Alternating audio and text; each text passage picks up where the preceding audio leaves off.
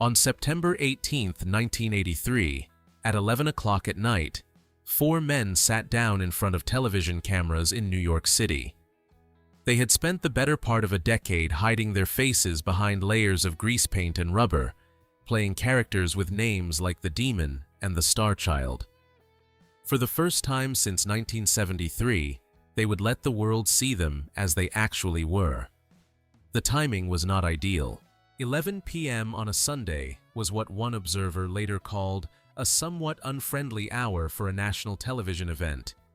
But Kiss was not in a position to negotiate. The band that had once been the hottest ticket in America, the band that had grossed an estimated $100 million in merchandise sales alone between 1977 and 1979, was now fighting for relevance. Their records were not selling. Their original members had left one by one. Their audience had shrunk to a fraction of what it once was. And so, at 11 o'clock on a Sunday night, they wiped their faces clean and gambled whatever was left of their career on the hope that the music industry had not entirely moved on without them. The story of how Kiss arrived at that moment is not a simple tale of heroes and villains. It is a story about success and the difficulty of sustaining it. It is a story about creative choices, financial pressures, and the painful gap between what a band believes it is worth and what the public is willing to pay for. It is a story about timing, about the rise of a new medium called MTV, and about the difference between a calculated risk and a desperate move. Most importantly, it is a story about four individuals who had to decide whether the identity they had built was something that could be set aside in order to survive. To understand September 1983, you have to go back a decade earlier to the winter of 1973. Two musicians from New York City, Paul Stanley and Gene Simmons, had spent months trying to build a band that could compete. They had come out of an earlier project called Wicked Lester, a group that had failed to gain traction with a more conventional sound and image. Stanley and Simmons decided that the problem was not their musicianship, but their presentation. If they were going to succeed, they needed something that would force people to stop and pay attention. They found their answer in the makeup and costumes that had long been a fixture of the New York glitter scene, but they gave it a harder, darker edge. Where other bands wore makeup to blur gender lines and create an androgynous look, Kiss used it to build characters. Simmons became the Demon, with bat wings and dragon breath on stage. Stanley became the Star Child, with a star around his eye and an ambitiously theatrical performance style. The original guitarist, Ace Frehley, became the Spaceman, complete with silver face paint and a solo guitar act that involved smoking guitars. The original drummer, Peter Criss, became the Catman, with whiskers painted across his face and a jazz-inflected approach to rock drumming that gave the band a rhythmic flexibility many of their contemporaries lacked. The makeup was never intended to be permanent. It was a stage device, a tool for creating spectacle. But by 1975, it had become something more than that. Kiss was not just a band anymore. They were a phenomenon. Their breakthrough came in the form of a double live album called Alive, recorded at Cobo Hall in Detroit and released in September 1975. The album captured the raw energy of their concerts in a way their studio records had not managed to do. It sold millions of copies and turned Kiss into one of the most important rock bands in America. What followed was a remarkable run of success. Destroyer in 1976, Rock and Roll Over in 1976, Love Gun in 1977, and another live set, Alive 2, also in 1977. Each of these albums sold at least 1 million copies. Kiss became a cultural institution. Their faces appeared on lunchboxes, action figures, comic books, Halloween costumes. They released a feature film called Kiss Meets the Phantom of the Park, which debuted on NBC in October 1978 to mixed reviews but massive audience numbers. The same year, each of the four members released a solo album on the same day. It was an audacious move, a display of creative and commercial confidence that very few bands could have pulled off. By 1979, however, the momentum had begun to stall. The album Dynasty, released in May of that year, continued the platinum streak, but it also marked a shift in direction. The single, I Was Made for Lovin' You, with its prominent disco beat, became one of the band's biggest hits, peaking at number 11 on the Billboard Hot 100. But it also signaled a departure from the hard rock sound that had built their core audience. The disco influence was a commercial calculation, and it worked in the short term. But it created tension within the band and confusion among longtime fans about what Kiss actually was. The follow-up album, Unmasked, released in May 1980, leaned even further into pop territory. It sold poorly by Kiss standards, becoming their first album since 1975 to fail to achieve platinum certification. The band that had once seemed unstoppable suddenly looked vulnerable. Around the same time, internal conflicts were coming to a head. Peter Criss, the Catman, had been growing increasingly distant from the band for years. He had struggled with substance abuse and felt marginalized within a group that was increasingly dominated by Stanley and Simmons. His drumming had been replaced by session musicians on several tracks as early as 1979. By the time Unmasked was released, Criss was effectively out of the band, though his image still appeared on the album cover. His departure was officially announced shortly after the album's release. The original lineup had lost its first member. Kiss recruited a new drummer named Eric Carr, a musician from Brooklyn who had been performing in local cover bands before auditioning for the biggest rock gig in America. Carr brought a harder hitting style and a quiet professionalism that contrasted sharply with Criss' emotional volatility. But he also faced an impossible challenge. He had to replace a beloved original member while wearing a Catman costume that was not his own. Carr initially performed in a new character called the Fox, but the persona never fully connected with audiences in the way the original characters had. The first album with Carr was not Unmasked, but the next project, an ambitious and ultimately disastrous concept album called Music from the Elder. Released in November 1981, The Elder was intended to be the soundtrack for a fantasy film that was never made. It was a confusing, orchestral, folk-tinged record that bore almost no resemblance to the hard rock sound that had built Kiss. The album peaked at number 75 on the Billboard chart. It did not achieve gold certification, a first for any Kiss studio album since their earliest years.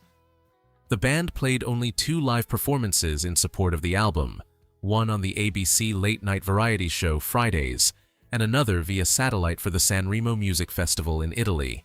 For a band that had built its reputation on explosive live shows, this was a devastating indication of how far they had fallen. Ace Frehley, the spaceman, had been watching all of this unfold with growing frustration.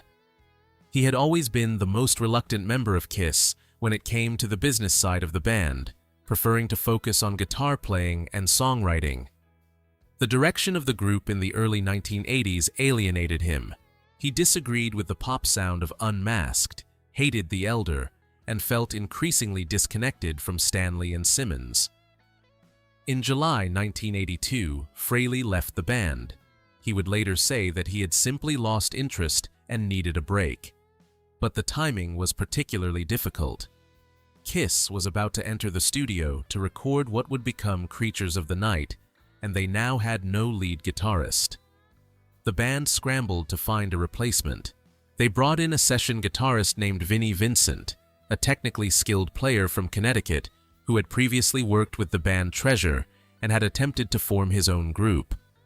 Vincent contributed to 6 of the 9 tracks on Creatures of the Night, though he was not initially credited as a member of the band. He was eager, talented, and hungry for the opportunity. But he was also walking into a difficult situation. He was replacing a beloved original member at a time when the band was already struggling, and he would soon discover that working with Stanley and Simmons came with its own set of challenges. Creatures of the Night was released in October 1982. It was the heaviest album Kiss had ever made, a deliberate return to the hard rock sound that had made their reputation. The title track was a thunderous anthem built around Simmons' bass playing and a relentless drum performance from Eric Carr. I Love It Loud, another single from the album, became a fan favorite and remains one of the most frequently played songs in the band's live repertoire. The critics who reviewed Creatures of the Night were generally positive. Many noted that Kiss had finally abandoned the pop experiments of the previous few years and returned to what they did best. But the commercial response was underwhelming. The album peaked at number 45 on the Billboard chart. It failed to achieve gold certification upon release. It would take 12 years until 1994 for Creatures of the Night to be certified gold by the RIAA. The album that many fans now consider one of the band's strongest was, at the time, a commercial disappointment. The tour that followed was equally challenging. Kiss embarked on the Creatures of the Night tour, also promoted as the 10th anniversary tour, in late 1982 and continued into early 1983. The shows were performed with the band still wearing makeup and costumes, but attendance was far below what Kiss had commanded in their heyday. The band was playing to significantly smaller crowds than they were accustomed to. The tour stumbled to a halt in April 1983. By that point, Kiss was facing a genuine crisis. 3 consecutive albums had failed to connect commercially. 2 of the 4 original members had left. The audience seemed to have moved on, and the band that had once sold out arenas across America was now struggling to fill mid-sized venues. It was during the summer of 1983, while recording their next album at studios across New York City, that Paul Stanley came to a conclusion he had been building toward for months. The problem, as he saw it, was not the music. The music on Creatures of the Night had been strong, and the material they were working on for the new album was equally promising. The problem was that people were no longer willing to give Kiss a chance because they had decided, consciously or not, that the band was a relic of the 1970s. The makeup, which had once been an asset, had become a liability. It made the band look like a cartoon in an era when rock music was moving toward a more straightforward, image-conscious authenticity. MTV had launched in August 1981 and was rapidly transforming the music industry. The channel favored bands that looked like real people, bands that could appear in videos without elaborate costumes and personas. Kiss, with their grease paint and platform boots, looked increasingly out of place in this new landscape. Stanley approached Simmons with a proposal. "Let us prove something to the fans," he said. "Let us go and be a real band without makeup." Simmons was not immediately convinced. He had built his entire public identity around the demon character. The makeup was not just a costume for him. It was a shield, a way of separating his stage persona from his private self. Removing it felt like surrendering something essential. In his 2001 autobiography, Kiss and Makeup, Simmons described his reaction. "I reluctantly agreed," he wrote. "I didn't know if it was going to work, but I heard what Paul was saying. There was nowhere else for us to go." The decision was made in July or August of 1983, while the band was recording what would become the album, Lick It Up. Simmons and Stanley did not tell the other members immediately.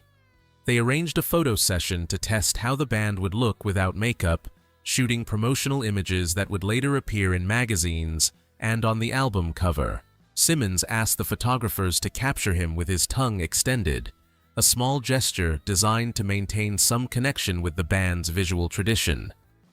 The resulting image, with the 4 band members staring directly into the camera, defiant and exposed, became one of the most iconic photographs in rock history. The album that accompanied this transformation was recorded at 4 different studios in New York City: Right Track Recording, The Record Plant, Atlantic Studios, and The Hit Factory. The sessions were produced by Michael James Jackson, who had also worked on Creatures of the Night, alongside Simmons and Stanley. The music on Lick It Up represented a continuation of the heavy sound that had defined its predecessor. The title track opened the album with a driving rhythm guitar riff and a chorus designed for arena sing-alongs. Exciter, the second track, was one of the fastest and most aggressive songs Kiss had ever recorded. All Hell Breakin' Loose incorporated elements of rap and funk in a way that felt current for 1983. The album was not a radical departure from what Kiss had been doing. It was simply a well-executed hard rock record released at a moment when the band needed one. On September 18, 1983, 5 days before the album was scheduled to hit stores, Kiss made their appearance on MTV. The special was hosted by J.J. Jackson, one of the original video jockeys who had joined the channel at its launch in 1981. Jackson conducted an interview with the band and introduced the music video for the title track, Lick It Up. For viewers who had grown up with the masked Kiss, the image of Gene Simmons without his demon paint was jarring. The man's face, which fans had never really seen before, belonged to a regular-looking person with short hair and a goatee. Paul Stanley, whose star-shaped eye makeup had been his defining feature, looked almost ordinary without it. Eric Carr and Vinnie Vincent, the newer members, were even less recognizable. The tone of the interview was notably relaxed. When Jackson asked how it felt to be appearing without makeup, Simmons responded that it was comfortable. "It feels very, very comfortable," he said. "I hope it seems that way." Stanley added that it did not feel particularly different to him because he had seen the other members without makeup more often than with it. The band emphasized that the makeup had always been a stage manifestation, a way of amplifying their stage presence, not a permanent identity. "We always contended from the beginning that the makeup was just a sort of a stage manifestation of who we are," Simmons said. "Kiss is still Kiss. The same energy and drive and commitment to doing everything short of killing ourselves to give people the best show in the world." The public reaction to the unmasking was mixed. Many longtime fans were unhappy. They had invested years of emotional energy in the characters, the personas, the mythology. Seeing the faces behind the makeup broke the illusion. Simmons later recalled that everybody hated it. "People didn't want the paint to come off," he said. But as he also noted, it had to happen. The makeup had run its course, and continuing to wear it would have only accelerated the band's decline. Lick It Up was released on September 23, 1983. The commercial response was significantly better than what Creatures of the Night had generated. By December 22, 1983, just 3 months after its release, the album had been certified gold by the RIAA. It was the first Kiss album to achieve any certification since Unmasked in 1980, breaking a 3-year drought that had raised serious questions about the band's viability. Simmons later claimed that Lick It Up tripled the sales of Creatures of the Night. While exact sales figures for the earlier album at that point in time are not available in official records, the comparison would be consistent with the available data. Creatures of the Night had not achieved gold certification by late 1983, while Lick It Up had done so in 3 months. But the picture was more complicated than the sales numbers suggested. The Lick It Up World Tour, which began on October 11, 1983, at the Pavilhão Dramático de Cascais in Lisbon, Portugal, was not the triumphant comeback the band had hoped for. According to the band's own documented history, the tour was even more sparsely attended than the Creatures of the Night tour had been. This is a crucial and often overlooked detail. The album was selling, but people were not coming to the shows. The connection between the band and its audience, which had once been the foundation of Kiss' success, had not been fully restored. The unmasking had opened the door, but it had not brought everyone through it. The tour also revealed deep tensions within the band. Vinnie Vincent, who had joined as a session guitarist and was now a full member, did not get along with Stanley and Simmons. The personality conflicts that had simmered during the recording sessions came to the surface during the weeks on the road. Vincent was technically skilled and had contributed to the songwriting, but his relationship with the founding members deteriorated rapidly. When the tour concluded in March 1984, Vincent was out of the band. He had lasted less than 2 years as a member of Kiss, and his departure marked the second guitarist change in just over a year and a half. Kiss needed another guitarist quickly. They found one in Mark St. John, a session player and guitar instructor from New York who had previously worked with the band on some demo recordings.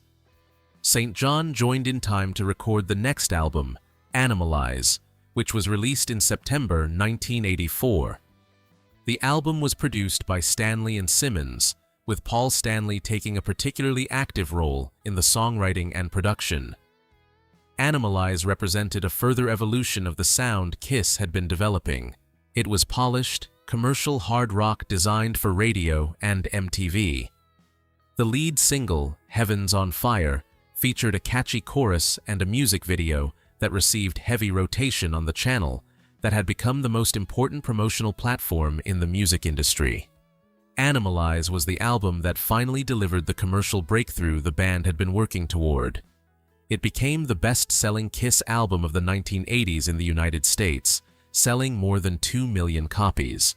The sound was perfectly calibrated for the mid-1980s rock landscape, and the band's image, now fully unmasked, fit naturally into the MTV environment in a way the old makeup never could have. Kiss had found their footing again. Sustaining that momentum proved to be a challenge. Mark St. John developed reactive arthritis during rehearsals for the Animalize tour and was able to perform at only a handful of shows before being dismissed from the band in December 1984. His replacement was Bruce Kulick, a guitarist who had previously played with the band Meat Loaf and had auditioned for Kiss earlier. Kulick joined the band in December 1984 and made his official debut at Cobo Hall in Detroit, the same venue where Kiss had recorded the live album that launched them a decade earlier. The show was filmed for an MTV special called Animalize Live. The lineup of Stanley, Simmons, Carr, and Kulick turned out to be the most stable the band had experienced since the original 4 members. They remained together for the rest of the decade, releasing a series of albums that continued the commercial recovery. Asylum in 1985, Crazy Nights in 1987, and the Greatest Hits compilation Smashes, Thrashes, and Hits in 1988 all achieved platinum certification. Crazy Nights, in particular, was a major success in the United Kingdom, where the single Crazy Crazy Nights reached number 4 on the singles chart, the highest position any Kiss single had ever achieved in that country. The band closed out the decade with Hot in the Shade in 1989, an album that failed to achieve platinum certification but produced the ballad Forever, co-written with Michael Bolton, which peaked at number 8 in the United States and became the band's highest-charting single since Beth in 1976. The Unmasked era continued throughout the 1980s and into the early 1990s. Kiss released Revenge in 1992, which debuted in the top 10 and went gold, and followed it with Alive the Third in 1993. But the band that operated without makeup in this period was a fundamentally different entity from the one that had dominated the 1970s. The mythology was gone. The characters had been retired. Kiss was now just a rock band, competing on equal footing with every other hard rock act of the era. The financial results were respectable, but the cultural impact never matched the original run. In 1996, a remarkable turn of events brought the story full circle. The original 4 members, Simmons, Stanley, Chris, and Frehley, reunited for a live performance at the Grammy Awards in February 1996, wearing the original makeup for the first time in over a decade. The public response was overwhelming. Kiss announced a reunion tour that became one of the highest-grossing tours in rock history. The band that had spent 13 years proving they could succeed without the makeup discovered that the makeup was, in fact, still their most valuable asset. The irony was not lost on anyone. The story of Kiss in 1983 is often told as a simple narrative of salvation. A band on the brink of extinction makes a daring choice, and is instantly rewarded. The reality is more nuanced. The decision to remove the makeup was not a single moment of inspiration, but a gradual recognition that the band's identity had become a limitation. The immediate commercial results were real, but incomplete. The album sold well, but the tour did not. The band survived, but the recovery took longer than the popular narrative suggests. And the unmasking, far from being the end of the story, was simply the beginning of a new chapter that would eventually lead back to the makeup itself. What the unmasking actually accomplished was something more fundamental than a sales boost. It forced Kiss to confront the question of what they were without the costumes, without the mythology, without the stage personas. The answer turned out to be a functional hard rock band, with a strong catalog of songs and a work ethic that allowed them to continue producing music and touring for decades. The makeup had been a brilliant marketing innovation, but it had also become a trap. The unmasking was an escape from that trap, even if the band would eventually choose to re-enter it. The context of the early 1980s is essential for understanding why this mattered. The music industry was undergoing a transformation. The rise of MTV shifted the balance of power away from album-oriented rock and toward visual presentation, but it was a specific kind of visual presentation that valued accessibility and relatability over theatrical spectacle. Kiss, with their elaborate costumes and larger-than-life personas, seemed like a relic of an earlier era. The bands that were succeeding on MTV in 1983, acts like Duran Duran, Def Leppard, and The Police, presented themselves as musicians first and performers second. Their videos emphasized lifestyle, fashion, and a carefully crafted naturalism. Kiss could not compete in that environment while wearing demon makeup. The decision to remove the makeup was therefore not just a creative choice, but a survival strategy. It was a recognition that the band had to adapt to a changed landscape or risk becoming irrelevant. This is a lesson that applies to many artists across many eras. The bands that endure are not necessarily the most talented or the most innovative. They are the ones that understand when to change and when to stay the same. Kiss understood that the makeup had become a barrier between themselves and a new generation of listeners. They removed it, and they continued. But the full recovery required more than just the unmasking. It required a series of strong albums, consistent touring, and the gradual rebuilding of a relationship with an audience that had moved on. Animalize in 1984 was the critical turning point, not Lick It Up in 1983. The real story is not about a single moment of salvation, but about a multi-year process of reinvention and persistence. The unmasking was the first step, but it was far from the last. The individuals involved had different perspectives on the experience. Paul Stanley consistently framed the decision as a necessary evolution driven by his understanding of what the band needed. He had identified the problem, argued for the solution, and been vindicated by the results. Gene Simmons, who had been reluctant, later acknowledged that Stanley was right. But Simmons never fully abandoned the mythology. His continued use of the tongue logo, his insistence on maintaining certain visual elements, and his later statements about the importance of the makeup showed that he viewed the unmasked era as a strategic necessity rather than a liberation. Eric Carr, who had joined Kiss after the original lineup had already fractured, had a different perspective entirely. He had never worn the original characters. His identity within the band was never as fixed as those of the founding members. The unmasking meant less to him symbolically, but it also meant that his face, a face that fans barely knew, was now visible to the world alongside the founding members. Vinnie Vincent, whose time with Kiss was brief and turbulent, had perhaps the most complicated relationship with the unmasking. He had joined a band that was already in decline, helped create an album that would be remembered as a comeback, and then been pushed out before he could fully participate in the recovery. His contributions to Lick It Up as a guitarist and songwriter were significant, but his conflicts with Stanley and Simmons made his departure almost inevitable. The unmasking was not his decision, and the subsequent success did little to benefit his career in the long term. He spent decades afterward embroiled in legal disputes with the band and released little new music. The cultural impact of the unmasking extended beyond Kiss themselves. It became a reference point in rock history, a moment when a band that had defined itself by its image chose to abandon that image in order to continue. It challenged assumptions about what rock stardom required and demonstrated that authenticity, or at least the appearance of authenticity, had become a marketable commodity in the 1980s. It also showed that even the most carefully constructed stage personas could be set aside when the circumstances demanded it. The legacy of the Unmasked era is complex. The albums Kiss released between 1983 and 1996 are generally considered less artistically significant than their 1970s work, but they kept the band alive and financially viable during a period when many of their peers were breaking up or fading into irrelevance.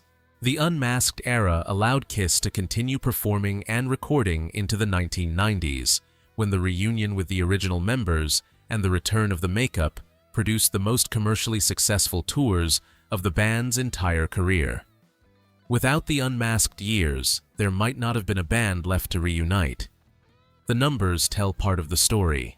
Lick It Up went gold in 3 months, and eventually, platinum. Animalize sold over 2 million copies. Asylum, Crazy Nights, and Hot in the Shade all achieved gold or platinum status. The band continued to tour the world, to release new music, to maintain a presence in the rock landscape. But the numbers also reveal the limitations of the recovery. Lick It Up took 7 years to reach platinum, a far cry from the multi-platinum success of the 1970s albums. The tour attendance remained below the levels the band had once commanded. Kiss had not returned to the top of the music industry. They had simply survived long enough to find a new audience and a new relevance. In the end, the story of Kiss in 1983 is a story about the difference between myth and reality. The popular narrative of a single dramatic moment that saved a band is appealing, but it oversimplifies what actually happened. The unmasking was a calculated risk, not a desperate gamble. It was the result of careful analysis by Paul Stanley, not a spontaneous decision made in a moment of crisis. The results were positive, but not immediate, and the full recovery took years, not minutes. The band that emerged from the process was different from the one that had entered it, leaner and more focused, but also less mythical, less mysterious, less extraordinary. What the unmasking proved was that Kiss could exist without the makeup. It proved that the songs mattered, that the performances mattered, that the audience would still show up even if the faces were no longer hidden. But it also proved, perhaps unintentionally, that the makeup was not just a gimmick. It was a crucial component of the band's identity, and removing it changed the nature of the connection between the band and its audience. The unmasked Kiss was a good rock band. The masked Kiss was a phenomenon. There is a difference, and the band itself spent the rest of its career navigating the space between those two realities. For anyone interested in the history of American rock music, the Kiss Unmasking of 1983 remains a significant case study. It demonstrates how a band can navigate a changing industry, how difficult it is to sustain commercial success over a long period, and how the decisions artists make in moments of crisis can shape their entire future trajectory. It also serves as a reminder that popular narratives, the stories we tell ourselves about how things happened, are often simpler than the actual historical record. The truth is usually more complicated, more gradual, and more human than the legend. If you found this exploration of rock history valuable, take a moment to subscribe to the channel. There are more stories to uncover, more songs to revisit, and more moments in music history that deserve a closer look. The history of rock and roll is full of turning points that are not what they first appeared to be, and there is always more to learn about the music that has shaped our world.